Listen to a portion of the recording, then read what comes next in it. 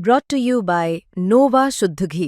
जब जब खाए दिल खुश हो जाए, सदियों का नोवा शुद्ध देसी घी, सपना स्वस्थ भारत का। I love घी घी घी घी घी। अच्छा, जो हाल में एक बैठक हुई जितेंद्र सिंह जी के साथ संगठन की, उसमें जितेंद्र सिंह ने संगठनों की पेंशन सचिव से एक मुलाकात कराई, जिसमें 5 अगस्त को ये मुलाकात हुई। उसमें उन्होंने ये साफ कर दिया कि सरकार फिलहाल पेंशन वाले मसले पे मेरे ख्याल से कोई विचार नहीं कर रही।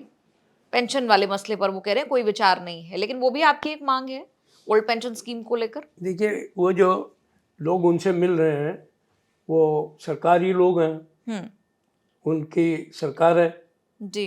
मेरे समझ में नहीं आता है कि वो जितेंद्र सिंह जी को क्यों परेशान कर रहे हैं। वो सीधे प्रधानमंत्री जी से मिल सकते हैं, जो सर्वे सर्वा इस देश के। तो वो तो सिर्फ अपने प्रचार के लिए वो कर रहे हैं। मैं वो साथी हमारे ही हैं, मैं उनसे बराबर कहता हूँ कि आप हमारे साथ आइए, बैठिए और सब लोग मिल करके एक साथ संघर्ष करेंगे तो अच्छा रहेगा। लेकिन अब उनकी पार्टी है, सरकार है, तो इसलिए उनके ऊपर भी अपने पार्टी के दबाव हैं, वो नहीं कुछ कर पा रहे हैं, वो अलग का सवाल है।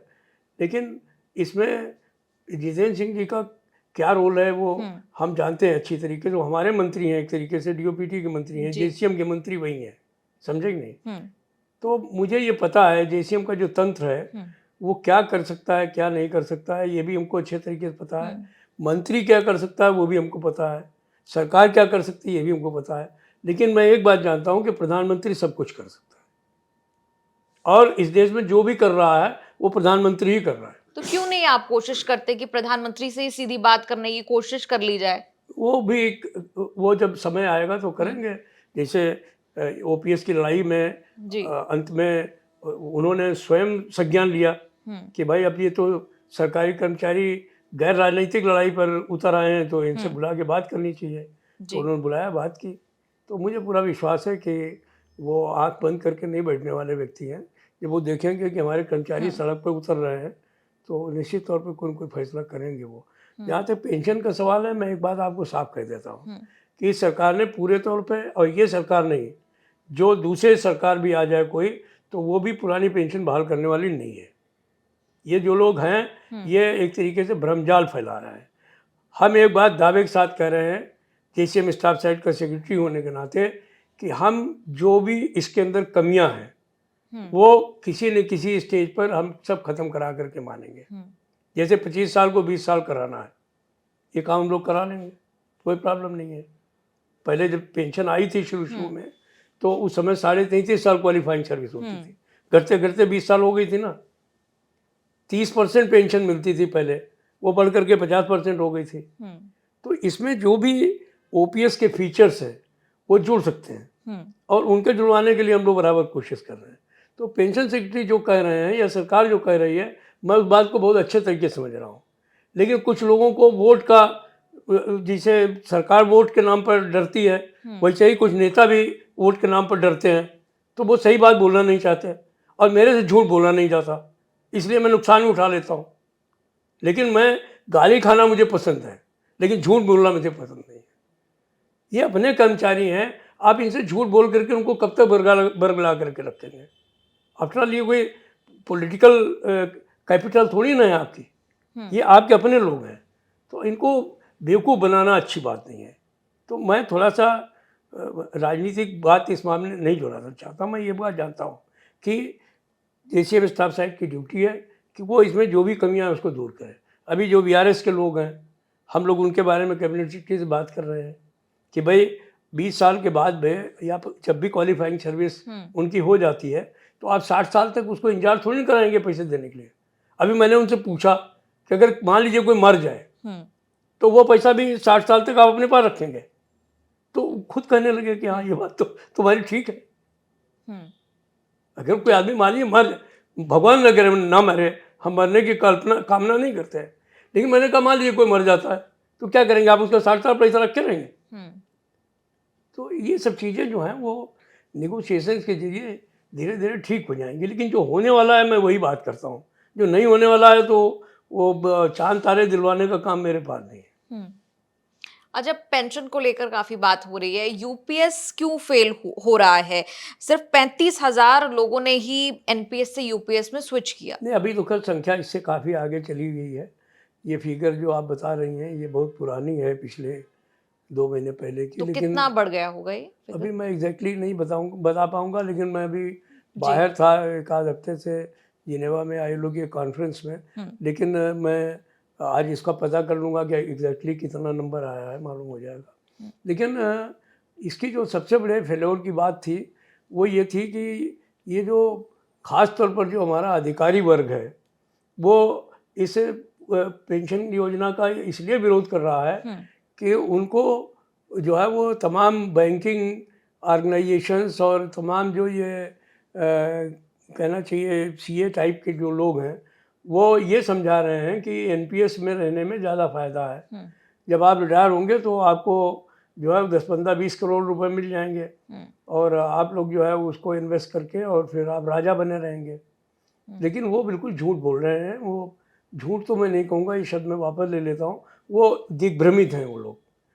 हमारे सामने एग्जाम्पल्स हैं, क्योंकि 2000 जो है वो 4 में ये पेंशन योजना आई और 2024 तक बहुत सारे लोग रिटायर हो गए। जो 2024 तक रिटायर हुए हैं उनको किसी को 1500 रुपये पेंशन मिल रही है, किसी को 800 रुपये पेंशन मिल रही है।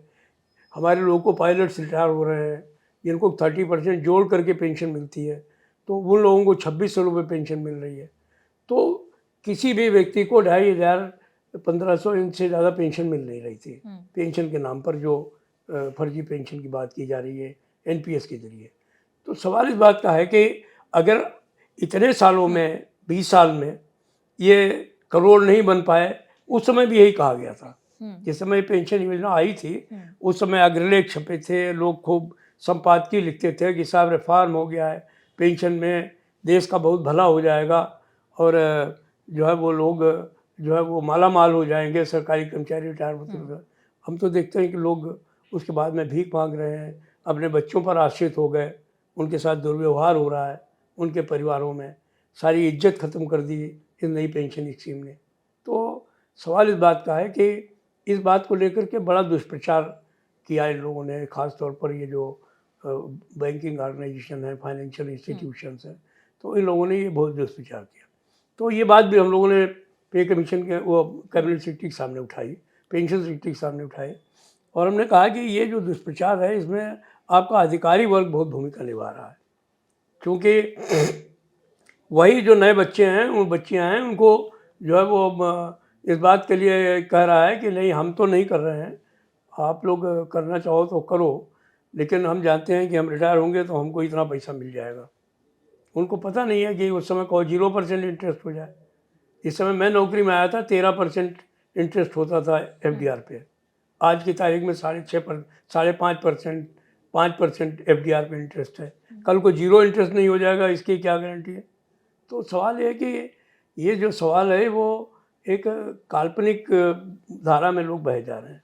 लेकिन हमें खुशी है कि हमारे कैबिनेट सेक्रेटरी ने, पेंशन सेक्रेटरी ने, फाइनेंस सेक्रेटरी ने, सब ने मिल करके एक अच्छा निर्णय लिया हमारे रिप्रेजेंटेशन के बाद, और उन्होंने जो है वो एक बार रिटायरमेंट से 1 साल पहले खोल दिया उसको कि अगर आपको लगता है कि आपको करोड़ रुपए मिलने वाले हैं तो साल भर पहले तो मालूम ही हो जाएगा कि मिलेंगे या नहीं मिलेंगे, तो आप फिर दोबारा एनपीएस में जा सकते हो। अब तो कोई वो भी प्रॉब्लम नहीं रही। तो मुझे नहीं लगता है कि ये अब कोई टेकर्स नहीं होंगे, और नहीं हो तो ये अब उनका सोचने का सवाल है, क्योंकि मैं एक बात जानता हूँ कि जो कॉन्ट्रीब्यूटरी पेंशन सिस्टम है वो इस देश में अगर ख़त्म करने की राजनीति का मैं बात करूं तो शायद हो सकता है कि कोई ऐसी विचारधारा की सरकार आ जाए जो कि बिल्कुल ये सोच करके चले कि नहीं हमको सब चीज़ें बदलनी ही हैं। उसके बाद देश का क्या होगा मुझे नहीं मालूम, लेकिन हो सकता है कोई ऐसी पार्टी सत्ता में आ जाए जो ऐसा काम कर दे। तो अभी तो हमको लगता नहीं है कि 10-50 साल में कोई ऐसी सरकार आने वाली है। तो मैं किसी राजनीतिक दल का नाम नहीं लूँगा आपसे, जो लोग ऐसी बातें करते हैं।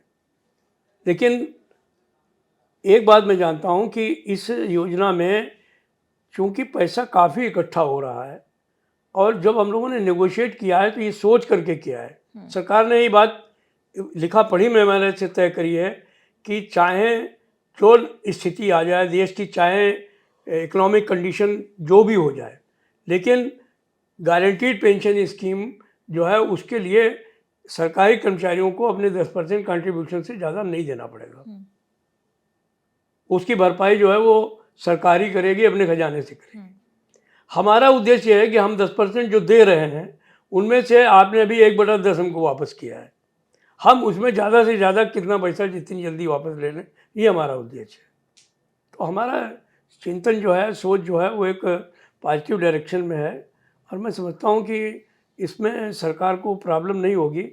उनको भी लगे, उनके पास भी इतना पैसा वैसा है और फंड में भी इतना पैसा है कि वो पैसा जो है वो जो कर्मचारियों का है वो धीरे धीरे उनको वापस किया जा सकता है। तो जो उनकी चिंताएं हैं वो धीरे धीरे दूर हो जाएंगी।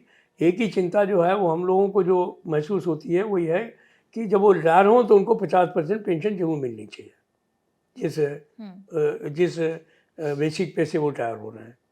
तो वो एक चिंताजनक विषय था, वो करीब करीब हम लोगों ने हल कर लिया।